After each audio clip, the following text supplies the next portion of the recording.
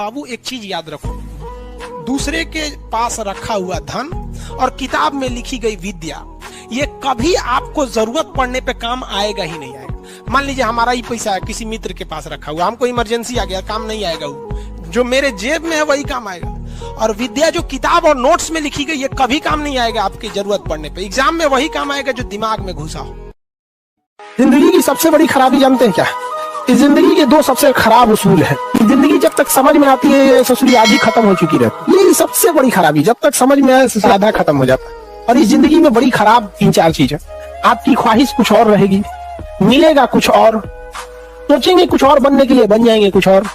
ये जिंदगी सबके साथ उसूल है। खुद सोचिए ना, हम फौजी बनना चाहते थे, टीचर बन गए, इतना हाल है।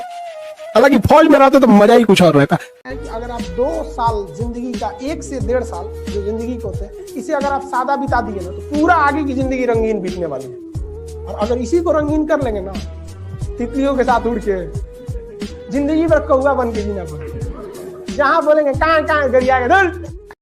देखिए 97% लोग जो है ना वो थक के किसी काम को छोड़ देते हैं और जिंदगी भर उन 3% लोगों के लिए काम करने लगते हैं जो कभी भी हार नहीं मानते।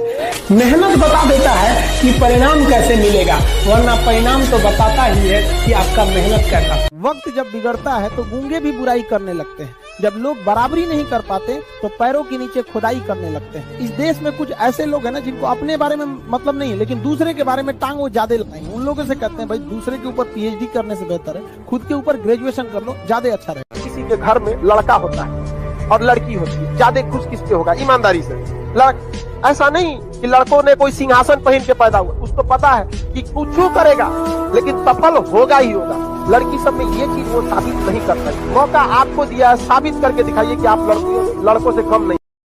कभी खुद में भी एक बार झांक के देखिए कि जब बारिश हो रही होती है तो बेवकूफ इंसान बारिश को कोसता है, समझदार इंसान छाता लगाता है। भीमराव अंबेडकर को विद्यालय में पढ़ने नहीं दिया गया, दूसरा कोई रहता तो मार कर लेता, लेकिन उन्होंने इतनी डिग्रियां ली कि स्कूल का हेडमास्टर उनको कुर्सी देता।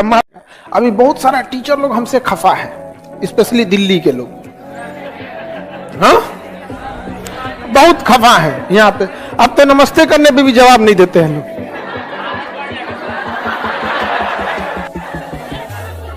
कोई बात नहीं, हम अपना काम तो नहीं ना छोड़ सकते हैं। हम तो इज्जत देते हैं भैया आपको यहाँ पर। अब हमने ये कहा कि कोई 4 लाख 2 लाख 2.5 लाख फीस नहीं ले, लो भैया, नहीं समझे? लेकिन ये नहीं होना चाहिए कि जिनके पास पैसा नहीं उनसे आप पढ़ाई से रोक सकते हैं। ऐसा कैसे हो जाएगा?